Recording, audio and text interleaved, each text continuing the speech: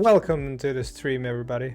We're here today with my buddy, colleague, and friend, Pat Olsson. Say hi, Pat. That would be me. Hello. And with us today we have Emil Vaagland. Say hello, Emil. Hello.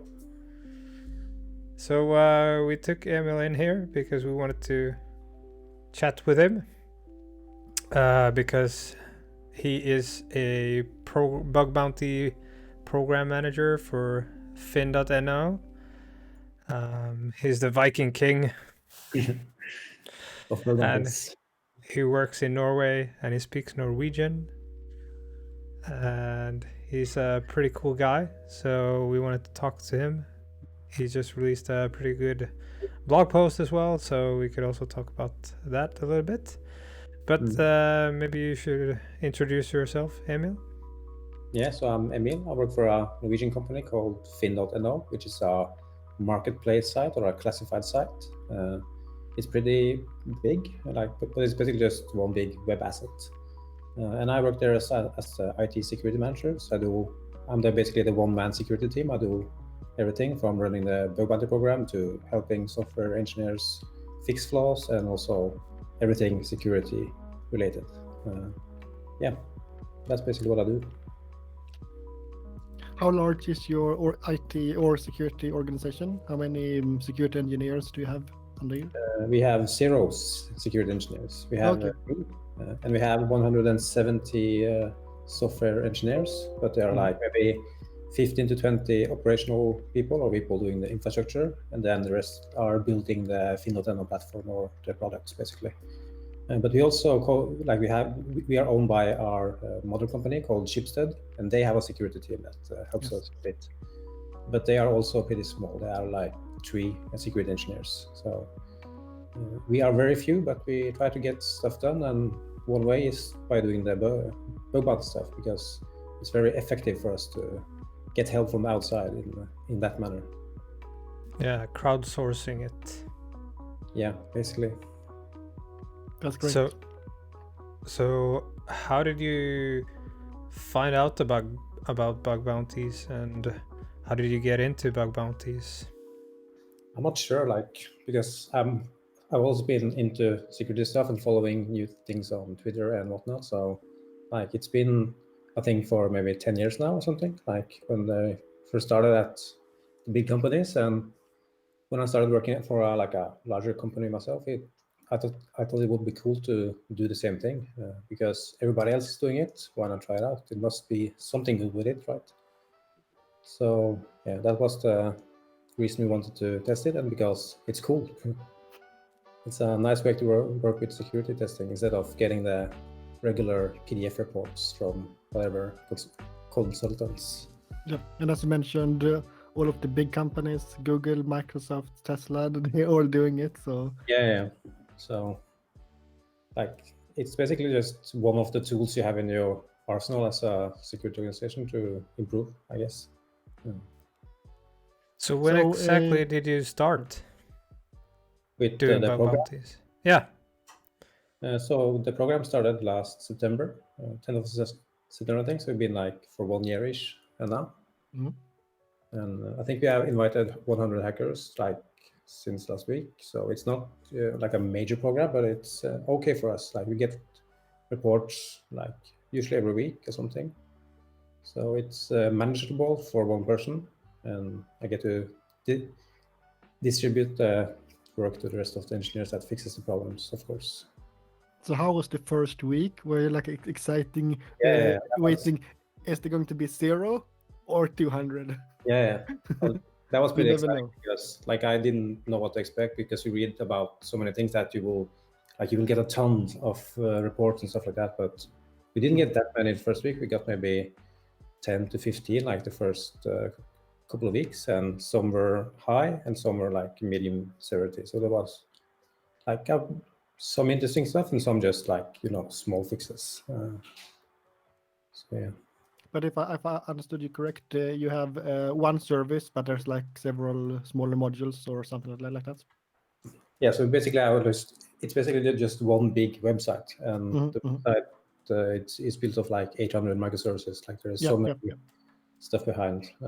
So there is a lot of attack surface, but not everything is exposed to the hackers because they have to like become a customer, which have to be approved by sales or whatever. So there are like some parts that are untested by the bug bounty program because we can't let them in yet because they will just send off invoices to whatever company and it will become messy or hard for us to manage. But we want to give them more rights to test in production for that kind of things as well. But for the things that they can access, it's everything in scope, or do you have excluded something? I think like we have everything in scope, start.fin.no, but there are some like third-party sites that we have on our subdomains, like Zendesk, for instance. Like of course.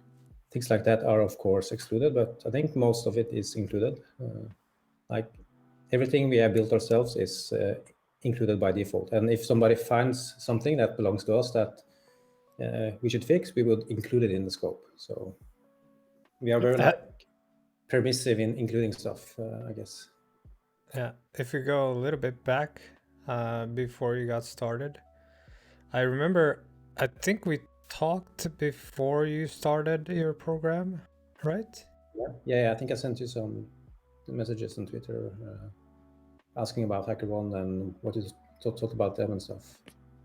Yeah, did you talk to any other bug bounty program managers before you got started?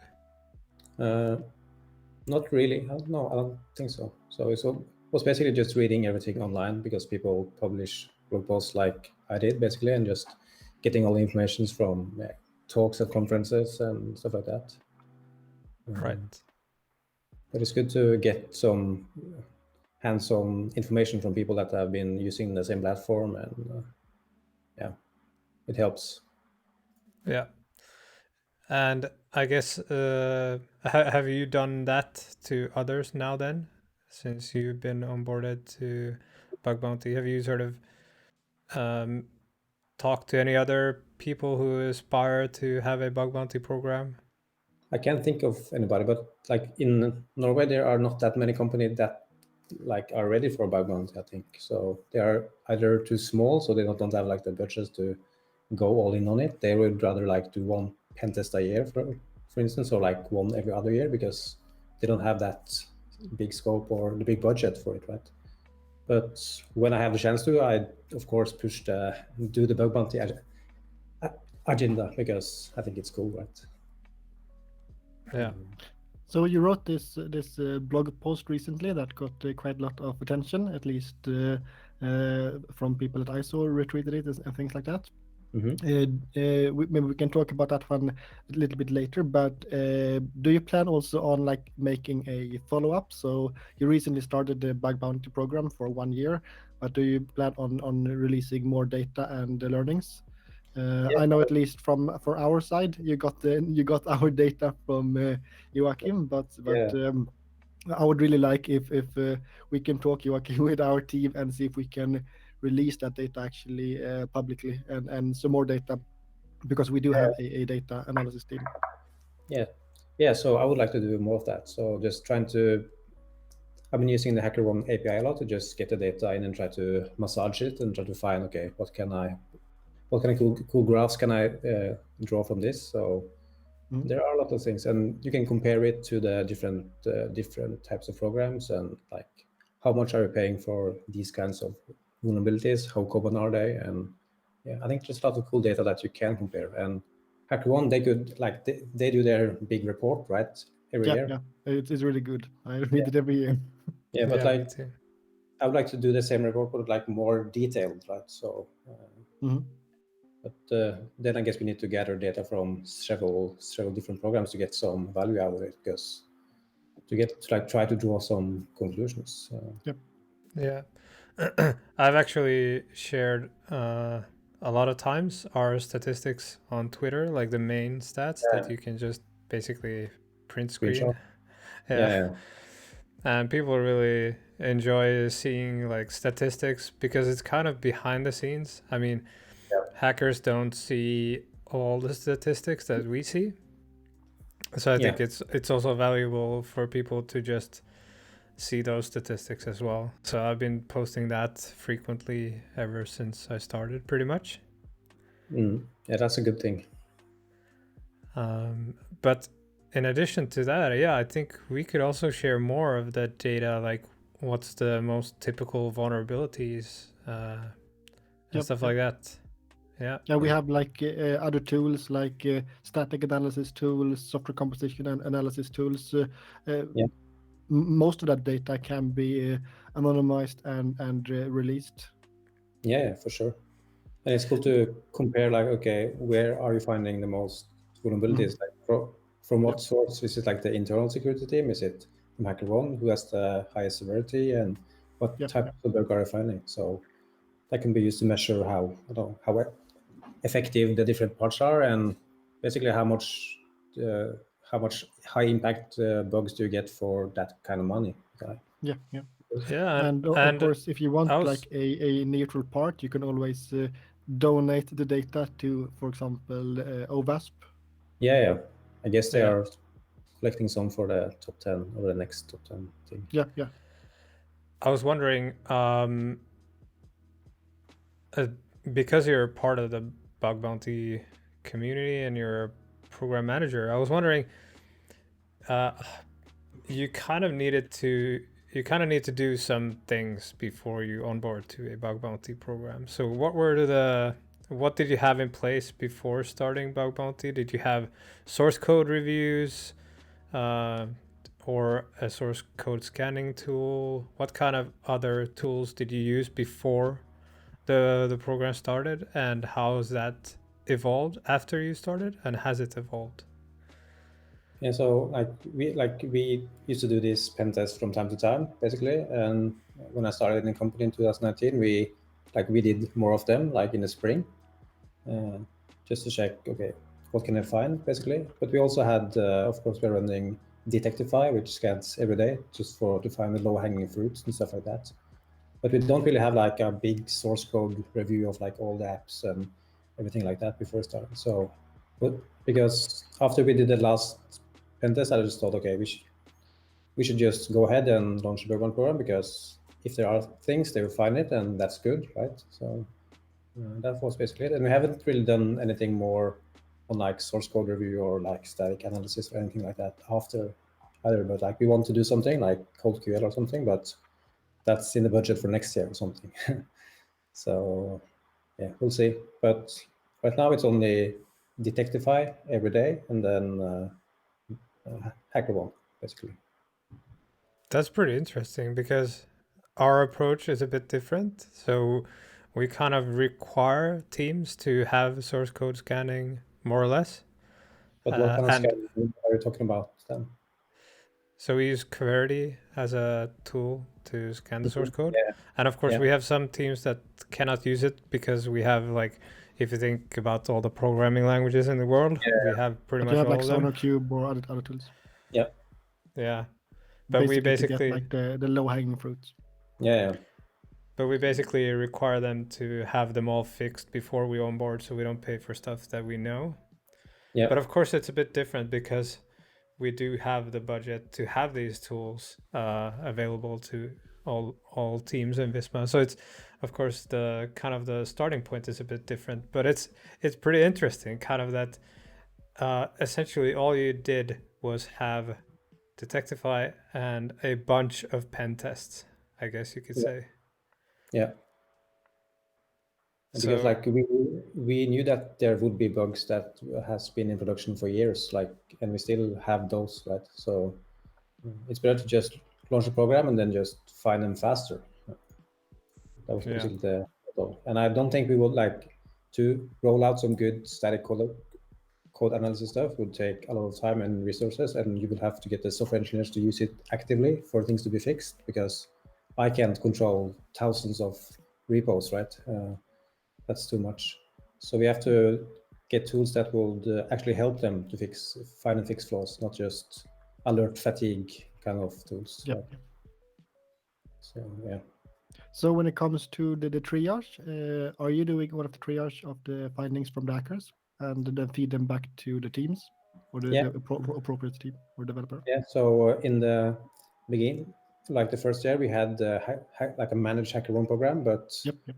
like I quickly realized that they were very slow. Like their SLA is a couple of days for like high-end criticals, or like yeah. So I guess they have probably answered in 1 year maybe 1 or 2 reports before me. So we just quit them because yeah, it's better to just do them yourself then.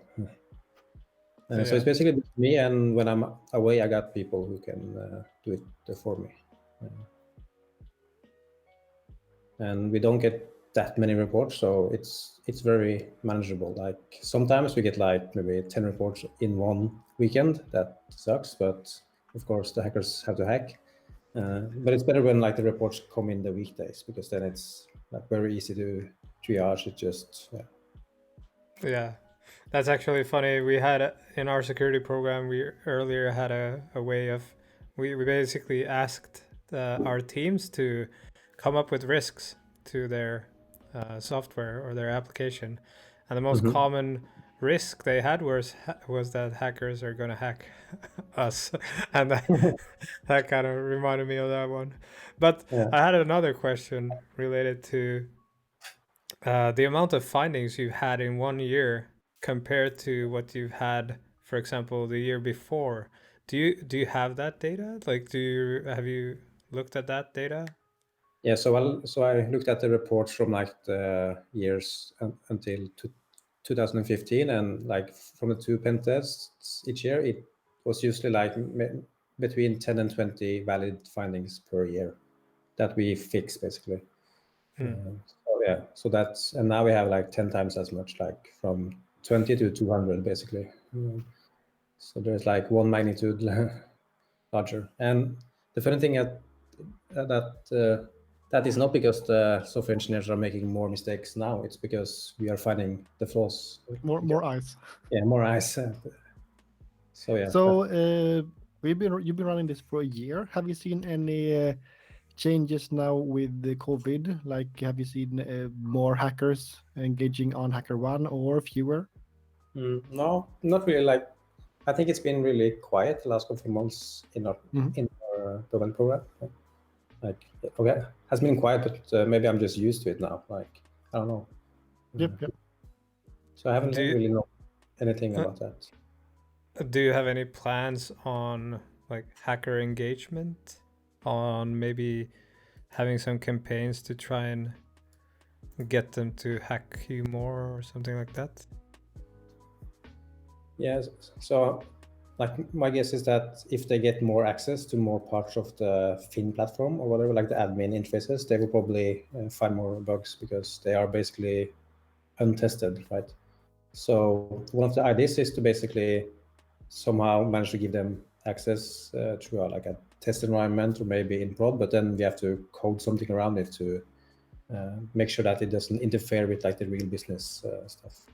Yep. So I'm not sure how to approach that, but so that could be a promotion to just give them more access, like have maybe a week where they have access to everything, and let's see what happens. But I also want to find a way to communicate changes to them. So when we deploy stuff to production, we can like publish some change log saying this endpoint has changes, do some fuzzing or like whatever. So because there are many changes every day, and some of them can lead to critical stuff, right? Yeah. That's the beauty in our program, where we have like multiple services and not only one big one. So when we enroll or onboard a new service, we always see like a huge spike the last couple of days or maybe week. Yeah. And then it dies down a little bit. Yeah. So it usually goes up if you add more people, or if you say that, hey, there is something changed. Or Yep. Like now, service X or service Y is on the scope. Yeah. And then they go and test that one. But I guess it's a bit easier for us because we have like 400 teams and only 20 something are onboarded, so we still have a bunch of scope to go through eventually. Yeah. But I mean, if we would have set this Visma.com is the scope, I don't think we would have the same spikes. Yeah. Endless scope to just buy new companies and include them. Exactly. Yeah. No, we don't feel comfortable enough to have that kind of scope. So we still kind of have first you have to fix it internally with the tools and our pen testers. Then we have to go for the private bug bounty program, and then you can go for the public bug bounty program. Yeah. By the way, you don't have a public one yet, right? No, we don't have it yet, and the reason for that is because I don't want to get too many reports. Basically, we're very happy with the volume right now, and also like the level of the reports. Right, it's almost every time it's a valid one that we accept. If it's not accepted, then it's because like some teams say that they won't fix that because it's a feature, like, and they will just accept the risk. So yeah, but you are running all the programs in like one HackerOne program. You don't have them separated. Like, do you have any companies that are big enough to be their own like HackerOne program, or? We probably have, but yeah, no, but we have basically two programs currently. One is the public one, and the other one is the private one. But it's not separated in any more sub programs or anything like that. We just add new endpoints in scope and things like that. Yeah. So actually, I think we've talked about this with HackerOne. At some point, we probably need like a search bar for the asset part because it's going to be massive. Yeah. So, but yeah. Yeah, we know that we have like a couple of thousands, like 10,000 domains. Yeah. It's hard to know what you have, basically. Yeah. Do you also disclose your bugs? Yeah, we do that internally in the program, just because it's nice and everybody learns from the mistakes. And we would like to disclose them for the public as well, but we can't do that because we are a private program, of course. But I don't really see us as a private secret program. It's more like a invite-only program, if you know what I'm saying. Yeah. So it would be cool if we could disclose like the reports publicly as well, just to share. Oh, this is a cool finding. Look at the fun bug or whatever. Yeah. Do you have a responsible disclosure program? Well, so we have this security.txt file with basically the standard disclose IO policy. And we have an email where people can reach us, but nobody has ever sent us any email there. So people don't know about it. But we have gotten like mail on like LinkedIn or something saying, hey, you work there. You have an issue? So yeah, we noticed that actually when we first started with our responsible disclosure program, the URL was kind of hidden. Yeah. But then when we changed it, so it was actually responsible disclosure was part of the URL, we suddenly started to get a huge amount of people contacting us, because apparently they Google search and they do in URL responsible disclosure. Yeah. So that's or in title responsible disclosure. But have you gotten any real findings from that? Oh yeah. Oh yes. Even criticals. So. Wow. Yeah. And do you invite them into the HackerOne program on that report, or after that, or how do you do it? In some cases we have, yes. Yeah. Yeah, but it's very rare. We normally don't reward out of scope stuff and responsible disclosure stuff. We at some point we sent some swag, but we don't do that anymore either because it's so difficult to ship worldwide. Yeah. Do you send swag? No, we don't have any swag, but maybe we should make some. I don't know. Do people appreciate it, or is it just yeah, trash? they love it. They love it for sure. Yeah, they go through lengths. Yeah, it's a pain in the ass to manage, but I mean they do go through lengths to get swag. So yeah, I mean if there is a possibility, they go crazy. I have like an envelope full of stickers and handwritten letters from companies saying like, oh, thank you for reporting this. Nice. Yeah, but like we need some company to manage the swag, so like a swag management. Yeah. Just send we tried to do that ourselves before, but it was, as I said, a pain in the ass to gather addresses and sizes, and both keeping a stock of all of the swag and sending it out across the world, because it was like sometimes it was in Sweden, then it was in Germany, and then it was India, and then it was the US, and because we still had a limited amount of money. So when we were sending a hoodie to the US, where the postal service was like 10 times more expensive than the hoodie itself, it kind of didn't make sense anymore. So Yeah. But I guess here, I guess. I guess something simple like stickers is not that expensive, so that's probably something that's like easy. But when you go to hoodies and t-shirts and stuff, then it gets much more complicated. Yeah, for sure. So, so you mentioned that you don't really have any plans on hacker engagement. Do you think you might have to start planning for that and maybe have some campaigns or something? I know you said you wanted to release changes and stuff like that, but I think that also is probably quite difficult, or is it? I'm not sure. Like we could have like that the teams could like fill out a form when they have some new feature or change that they want to have tested, and then I can publish that through some channel, right? But of course, we want to have some more hacker engagement stuff, but I don't know what to do, right? So I'm just trying to explore, okay, what it's good to do. Like, of course, we could just bump like the price, like double the bounty thing. Then I guess probably we'll get some more action, but I'm not sure how much.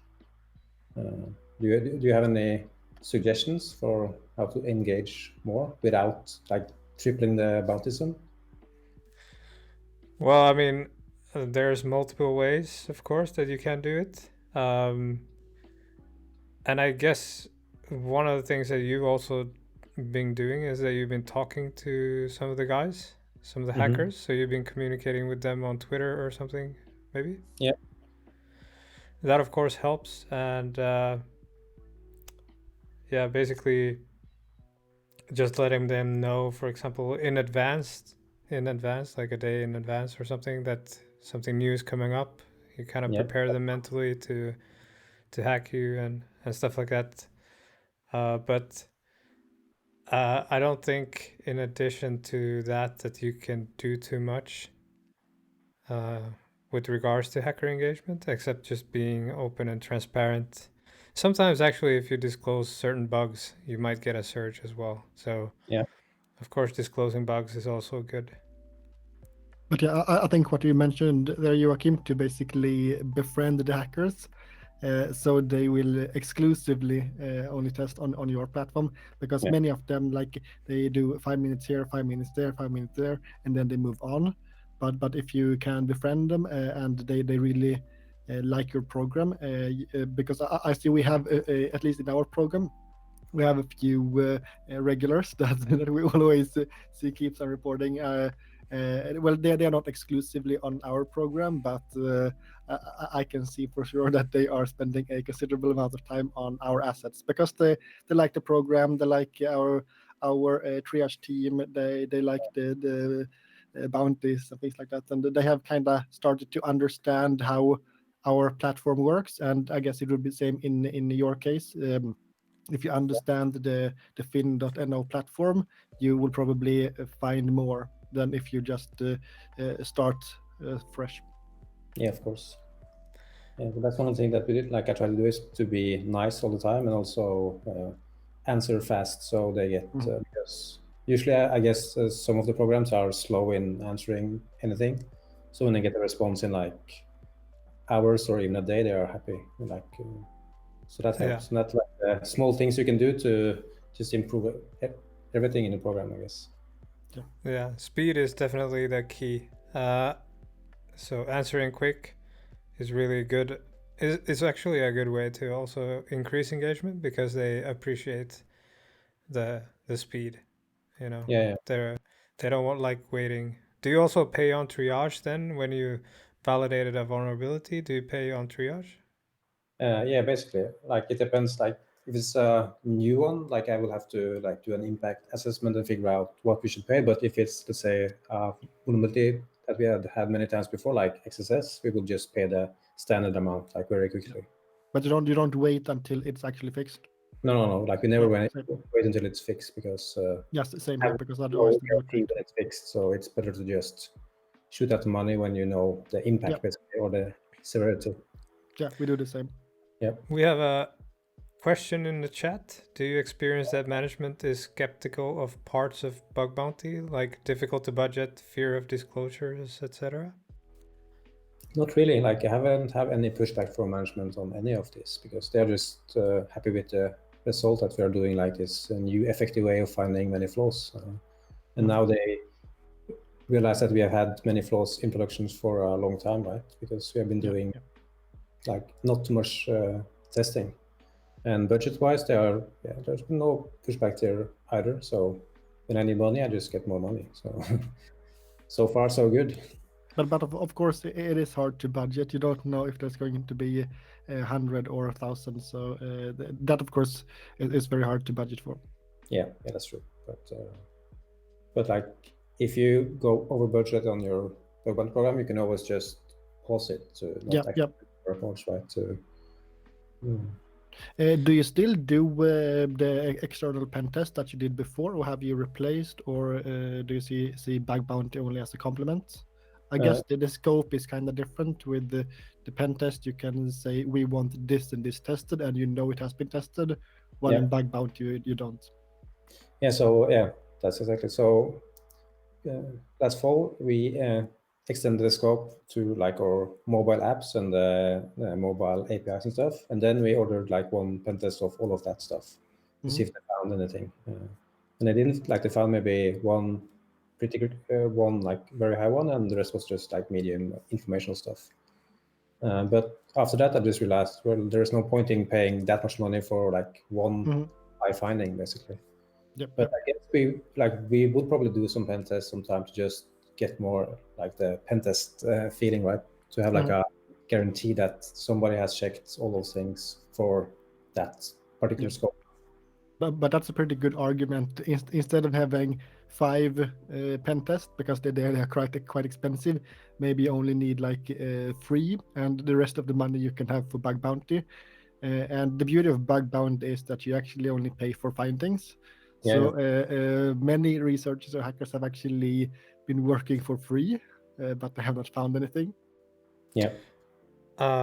One kind of follow-up question, because, well, I mean, the question in the chat was about the difficulty of budgeting, and like we said earlier, it's difficult to budget because you don't know the amount of findings, etc.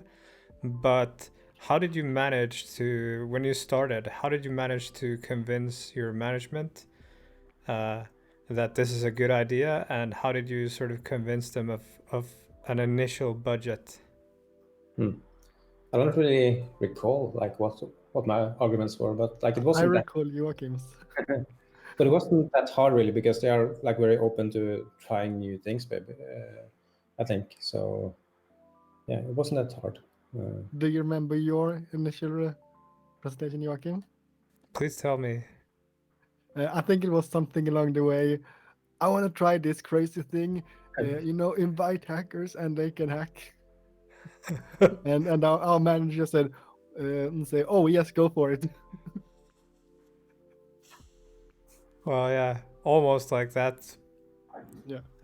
Basically, I said I want to do bug bounties, and I want to invite a bunch of hackers to hack our our stuff, and I want to pay them, and like cool companies, like big companies, do this, and it's a really good idea. And they were just like, "What the hell is this? Are you saying we're gonna invite hackers and then pay them?" But yeah, I think the most difficult part actually is to estimate the budget, at least like, because, well, I mean, budgeting is anyway kind of a guesstimate game, so it's just about guessing some costs. And the way I see it, the only way you can have a good budget for bug bounty is just to overestimate it to like by a long shot, so that you for sure will not oversee the budget, because if you do, then it's a bad thing. So just making sure you have enough money for it. Yeah, but if you have like a small program like ours, like it's not that hard to like have an average, because now we are like maybe having an average of $4,000 to $5,000 per month, right? And it's been that for like this year.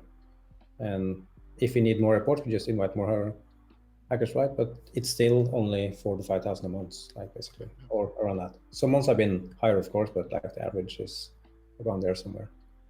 I think Yeah. some month we have like 30,000 to 40,000 USD or something like that. One month we paid like It's 60,000. and it's gone. But what's that, in the public or the That private was program? in the private program. Yeah. But essentially, we kind of knew that it would bring us a lot of reports, so we were kind of prepared, but we still run out of money from the bounty pool, and we had to like, it takes a long while to fill it up, because you have to, you know, send the invoice to HackerOne to America, as I mean, no, the other way around, and you know, money There's gets different transferred. managers. Yeah. Transatlantic money transfers are a pain in the ass, and that kind of stuff. But we kind of knew it. It was some new assets we added, and we kind of knew that yes, there will be things here. Yeah. But you will probably pay more if you like did like a very huge pen test or something for the same asset. Oh Or- yes. Oh, yeah. That's what we at least have come to the conclusion internally, that bug bounty makes sense. Because if we would have hired, we have internal pen testers, but if we would have hired 10 more pen testers, we would probably not have found everything that we found in the bug bounty program, but at a higher cost. So find less at a higher cost. Yeah. So that's one of the arguments I have now, is because I can look at the findings from like all the previous pen tests, and I know the price, and I can say, okay, it's average $2,000 per finding or more, right? But now we are averaging maybe $500 or $400 per finding. So when you look at the per finding cost, it's way more, like you get more, and it's and you have much more fun, right? Yeah. And actually, one of the things that is not very often discussed is maybe the way that the development teams receive these reports compared to, let's say, a PDF report from a company. Yeah. At least from my perspective, I've seen that they appreciate much more when they get, you know, one report which is, you know, has a proof of concept, and they go through stuff. Of course, the quality varies a bit, but they kind of appreciate the fact that it comes from a hacker with like an actual impact, for example, and so forth. How's And your that you developer? have triaged it. How have your developers kind of taken this program? It's the same basically, but because before, like, they never saw that PDF file that were sent by email from, or like a encrypted zip or whatever they do.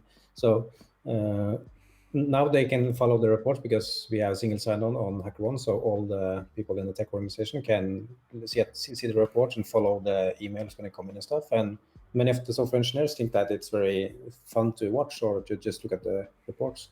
So I think that builds like the security awareness stuff as well, just to be aware that we are having a lot of security bugs come in. And they, of course, see the reports from the real hackers as well.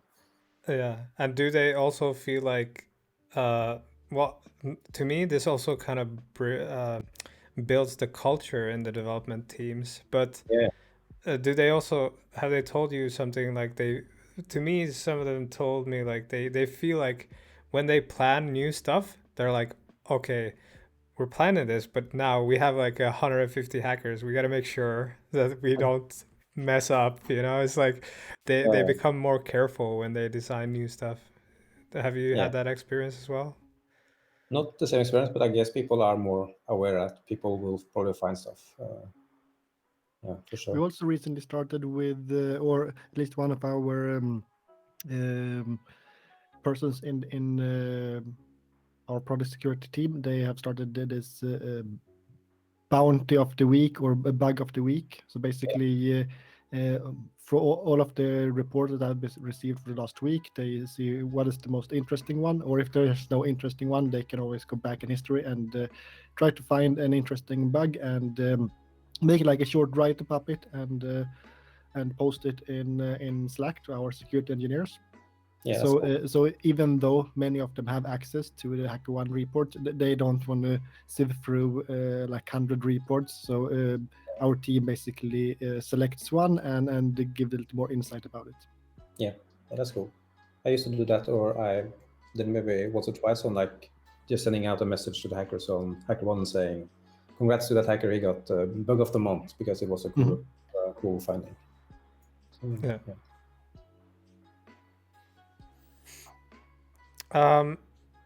The next question I had, because we kind of talked about hacker engagement earlier, so I was thinking, have you had any plans about having like a live hack event or something like that? Because we've seen a lot of different live hack events and stuff from different organizations. Have you considered this yourself?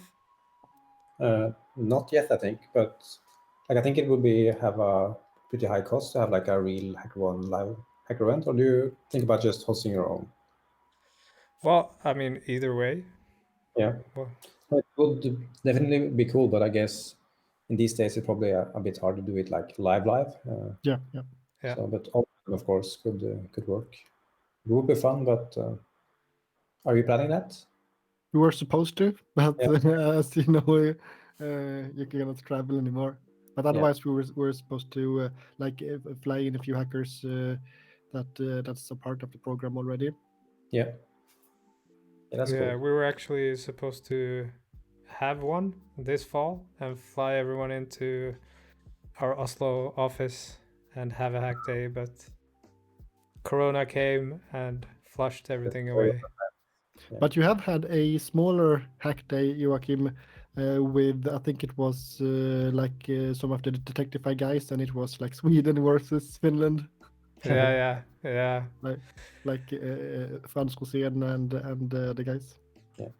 Nice. Yeah, you can have that, but I guess for you, Emil, I think the problem is also that if you were to have a hack day, maybe you don't have necessarily a new target to give them, which would be interesting. Unless, of course, you were talking about giving them access to this backend kind of thing. And I kind of feel like it would be a good choice for you maybe to have a hack day where you give a select number of hackers access to that sort of backend stuff and give them directions on what not to do.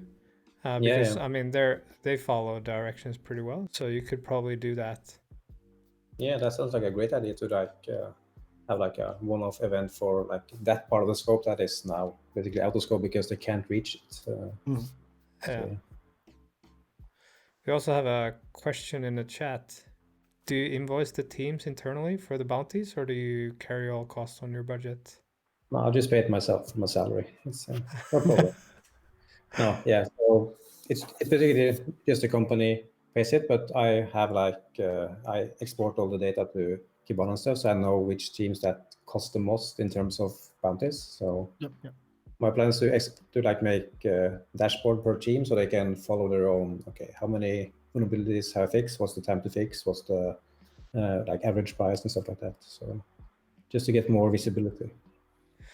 Do you have any plans on sort of going back to the teams, reviewing some of the findings that you've had for certain teams where you see like repeat offenders and educate them and train them regarding those issues?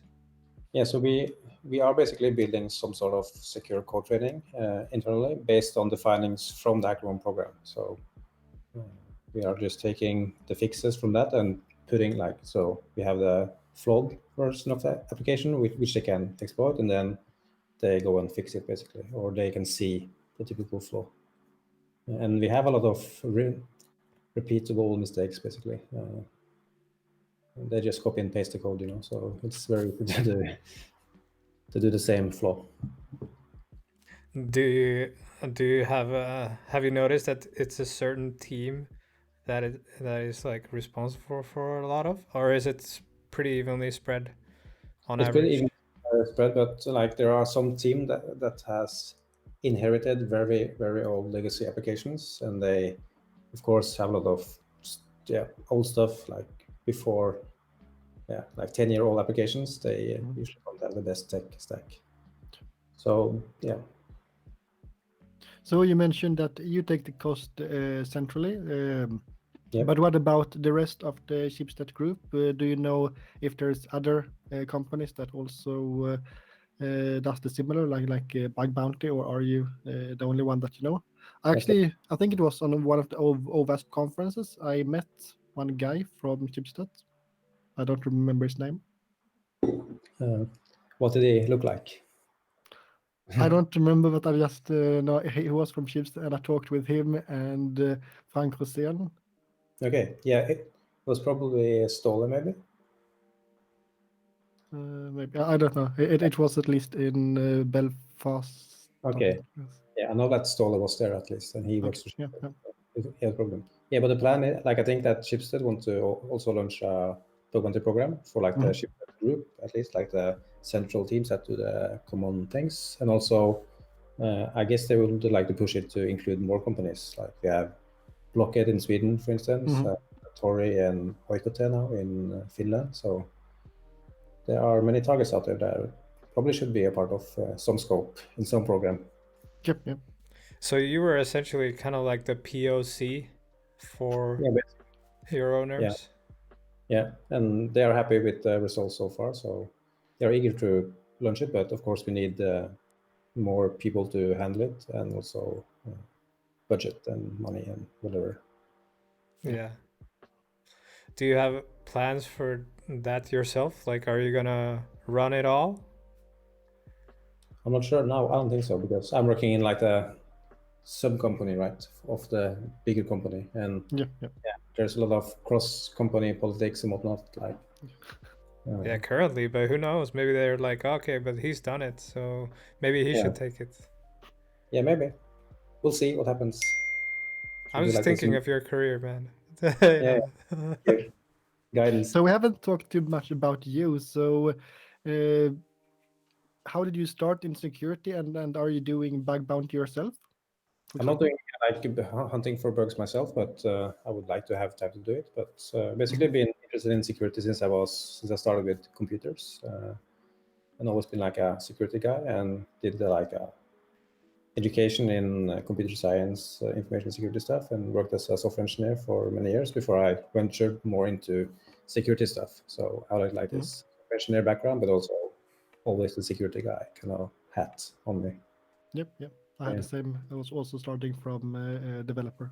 Yeah, it's nice to speak the same language as the people making any mistakes. Yeah. So yeah, not a classical only pen tester kind of security guy or incidental responder. When you were a kid, did you break some stuff? And nothing illegal. No, but like, were you sort of like a explorer mind kind of? I want to know how this works, and I'll just break it apart so I can see how it works, or?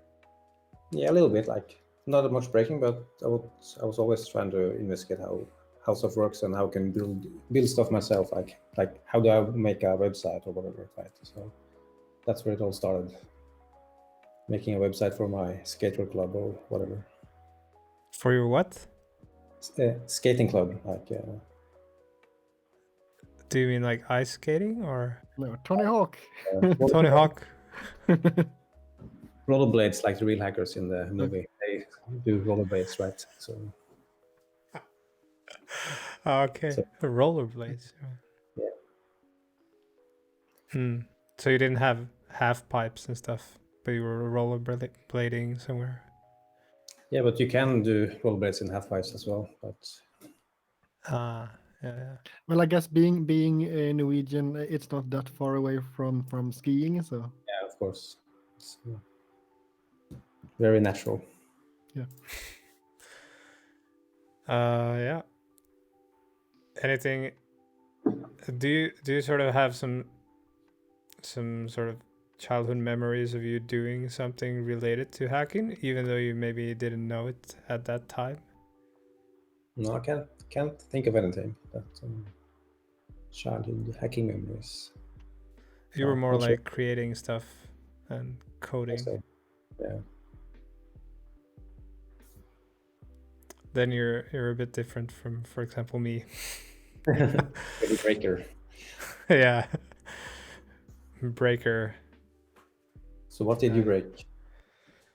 One of the most embarrassing things I've done as a child was when my father was the CEO of a medical company, and he had received a laptop, a brand new laptop, and I tried all the commands in DOS, and I found this command called format, Nice. and then I formatted his hard drive. He wasn't too happy.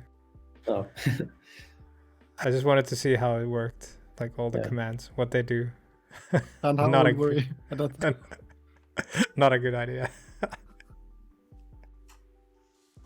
No, I actually started programming because of security. So some of my friends were downloading some cheats for a online game, Mhm. and I thought, oh, it must be something suspicious here. How hard can it be to write my own cheat? Nice. And then I started like reading pixels on the screen and sending keystrokes and reading memory and stuff like that. Nice. Which language was it in? It was a automation language called Outwit. Outwit. Okay. Often used by like sysadmins to automate like installs, like clicking next, and moving around the mouse. But it was perfectly fit for online games. Nice. What languages did you use as a child? Don't say PHP. I think it was like on Windows, like there was this bat, like .bat, so you can write Windows commands or something. That was like the first like small command thing, I think. That was like we have a question in the chat also. Did you steal Wi-Fi from the neighbor? yes, I did. Oh, nice. We finally have a goal. Good question there, guys. So we didn't have any Wi-Fi or any internet, but the neighbor had, and he had an open connection, of course. So I just connected and used it. It was very nice until he discovered that it was slow or something. Did he know that it was you? Yeah, I guess they found out. Like there was the only house in the vicinity of where it, and I was the computer geek in the neighborhood. So. Yeah. But you didn't, for example, abuse their printer and print something obnoxious or something I didn't. like that? No bad stuff, because I needed to be stealth, right, to like maintain access. Yeah, persistent. Yeah. Persistent internet access. Yeah. When I was a kid, we had like ISDN connections, and we got this like double ISDN connection, and I used a shit ton of bandwidth, and we got a massive phone bill. My dad was not very happy. Yeah. But stealing internet from your neighbor is it's a better option really than using the ISDN connection. It's way cheaper. We had some other guests previously that were hacking those satellites. Satellites. Satellite receivers and stuff like that. Have you done any of that? No, that's advanced stuff. Phone systems? No. Just trying to like dig in. Find it a compromising information. No, I will assume most of it. It's too old. Yeah. No freaking. No phone freaking. Okay. So when you went to school, did you do anything there? Because you said that you were the nerd in the neighborhood. Were you also the nerd in school? So did you do some nerdy stuff at school as well? No, it's just regular school, but I was always eager to do like stuff on the computer at school if you had the chance to do that, of course. Yeah. Because it was easy. Like, What did I download that stole all that bandwidth? That's R-rated, guys. No, it's Yeah. not. I can't tell you that. That would be too juicy information to give you guys. But yeah, didn't sort of do any pranks or anything like that with the computer to any of your classmates or teachers? Like having the floppy disk or No, I think we had like this bat script which would delete your home folder when you logged into the computer or something like that. Like my friend did that, and like the teacher told it was like a virus or something, very advanced. But we just put that file in the upstart folder or whatever. So it was very simple, but yeah, and dangerous. So he got simple hacks back then. All you needed to do was edit a small script, and you can change everything. Drag and drop. Yeah, it's kind of different nowadays. You can't really change stuff. Like, you need permission for a lot of stuff. Back then, it was much more open. Yeah, everything was open. Yeah, it was much more like trusting everything. I remember when I was in Polytechnic school, we found like we had our school's servers were misconfigured, so we could so it's a pretty funny story because we were actually we had a Windows 7 installation course, and the guy who was teaching was like the IT admin of the school, and we told him in that classroom basically that we can like see the passwords of everyone because they're in this document that's like available to everyone, and he just fuck and run off. Nice management, password management 101. Have them all. But that was a long time ago. Yeah, I remember using this. I think it was like SMG command, like a message, and as long as you knew the other computer's name within the same network. So basically, when we're sitting in the computer class, you walked over to someone else, looked, okay, you are at computer 12, and then you typed SMG and then your message and the computer name, and we always came up with like some really interesting messages like your computer has been hacked. yeah. Now of course that is disabled by default in Windows, but it was good times. Yeah, you didn't know about the wild card because we used the wild card and we sent it to the whole school. Now when you mention it, I think actually someone did that. Maybe not the wild card, but at least they send it to like computer 1, 2, 3, 4, 5, 6 or something like that. Yeah, no, we sent it. We made a for loop that that sent the message continuously to all computers. Someone had a fun day. Nice. Oh, so much has changed in like less than 20 years. Yeah. Cool. Pat, do you have any final questions? Maybe make them really difficult. Yes, I have a really, really difficult question that we always end our interviews with the guest, and that is, what is your favorite ice cream flavor? Favorite ice cream flavor? I think maybe just plain vanilla. Nothing too complex. I think you're one of the first one that didn't say licorice, but then again, we've had a lot of Finnish people. Yeah, licorice is nice. Second place. But excellent choice. Excellent choice. Yeah. Thank you. Good answer. I like vanilla as well. So yeah, good. I'm team vanilla. Team vanilla. Yeah. Cool. Well, thank you so much for being on the stream with us today and answering a bunch of stupid questions. And if any of you viewers out there haven't read Emil's blog post about bug bounties yet, just look it up. Find Emil on Twitter, Emil_NO, I think. That's correct. Yeah. And you will find it there. Maybe you pinned it to your profile. maybe, yeah. There's a bunch of retweets there, so it's hard to miss. Yeah. Should Otherwise, be there. just search for Finn NO 1 year with bug bounty. Yeah. You'll find it. It's a great blog post. So with that, we'll leave you all to your peace. Have a great evening, everyone, and bye-bye. Thank you. Bye.